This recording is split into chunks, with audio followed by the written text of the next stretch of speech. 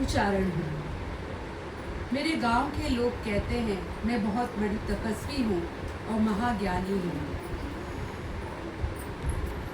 पहले तो मैं दिन रात ज्ञान की दुनिया में खोई रहती थी, पर पिछले 3 महीनों से नीलकंठ वर्णी की सेवा के सिवा मुझे कुछ और सूझता ही नहीं। वे जब से हमारे गांव पधारे हैं, मैं ही उनकी सारी सेवा करती हूँ। हाँ, गांव वाले ये भी कहते हैं कि नीलकंठ वर्णी में कुछ तो विशेष है, जो हमारी लाखोचारण जैसी महाविद्वान अपने प्रिय भैंसों का दूध स्वयं दूकर, उसकी मलाई निकालकर, उसमें शक्कर घोलकर उनको दिन रात भक्ति भाव से परोसती हैं। सच तो कहते हैं, सत्य के खोज में मेरा जीवन मैंने खपा दिया है। कितने विद्वानों ने कितनी मुझे समझाने की कोशिश की, क्या क्या नहीं बताया, लेकिन मेरे ज्ञान और मेरे तर्क ने मुझे उनका मत मानने से सहमत नहीं होने दिया। पर एक नजर जब नीलकंठ वर्णी के ऊपर पड़ी तो मेरा सारा तर्क पिघलने लगा। उनकी दिव्यता से मुझे उनसे स्नेह में, उनकी दिव्यता ने मुझे उनसे स्नेह में बांध लिया। उनकी प्रेम भरी बातों से मेरी बुद्धि की सीमाएं पिघलने लग गई। मेरा मन स्थिर होने लगा। मेरे ज्ञान के मस्तिष्क में भक्ति के बीज फूटे।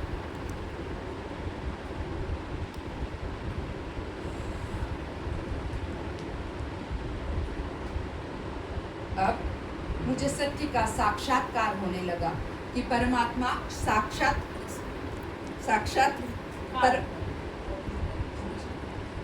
परमात्मा साकार रूप में होते हैं। मेरे अंतर्मन ने तो मान ही लिया कि नीलकंठ वर्णी स्वयं वो परमात्मा है जो साक्षात मुझे मिले हैं। अब तो नीलकंठ वर्णी के सेवा के अलावा मुझे कुछ और अधिक है ही नहीं। बस दिन रात उनकी सेवा में लगी रहूं, यही मेरी प्रार्थना है। नीलकंठ वर्णी ने एक दिन मुझसे कहा, वो मेरे सेवा से इतने प्रसन्न हुए कि उन्होंने मुझसे कहा, माई, आपने 3 महीनों तक मेरी लगातार भक्ति भाव से सेवा की है। उसके फलस्वरूप आप मुझसे कुछ वरदान मांगिए। मैंने कहा, मेरा पुत्र और मेरी बहन से मुझे बहुत प्रिय है, उनको अमर कर दो। नीलकंठ वर्णी मुस्कुराते हुए बोले, माई, फिर से मांगिए, पर कुछ और मांगिए। मैंने कहा, मेरा पुत्र और मेरी बहन से ये कभी न मरे, बस उतना ही। उन्होंने फिर मुझे कहा कि माई, कुछ ऐसा मांगो जो परमात्मा से मांगने लायक हो। मैंने कहा, भगवान, मेरा पुत्र और मेरी बहन से कभी न मरे, बस उतना ही। बस प्रभु, बस कल्याण कीजिए। तो नीलकंठ वर्णी ने समझाते हुए मुझे कहा, माई, आप तो महाज्ञानी हो, सब समझती हैं।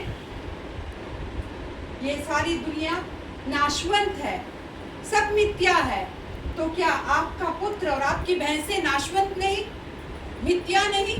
आपका इतना सारा ज्ञान किस लिए है? क्या लोगों को कहने के लिए, या फिर विद्वानी पंडितों से वाद विवाद करने के लिए? अगर आपका ज्ञान आपके काम न आए तो उस ज्ञान का क्या फायदा? मैं सोच में पड़ गई। सोचते सोचते मुझे सत्य का साक्षात्कार होने लगा।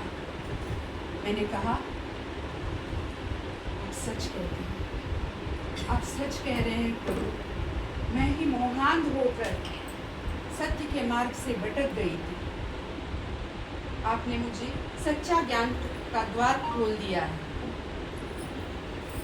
अब मैं आपसे बस इतना ही मांगती हूँ कि मुझे इस मोह माया से छुड़ाकर बस मेरा कल्याण कर दीजिए, मुझे मोक्ष दीजिए।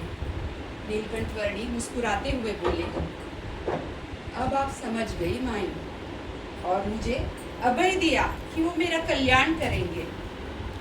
धन्य हो गए प्रभु, आपकी कृपा से मैं धन्य हो गई, धन्य हो गई, धन्य हो गई, धन्य हो गई। जय स्वामी।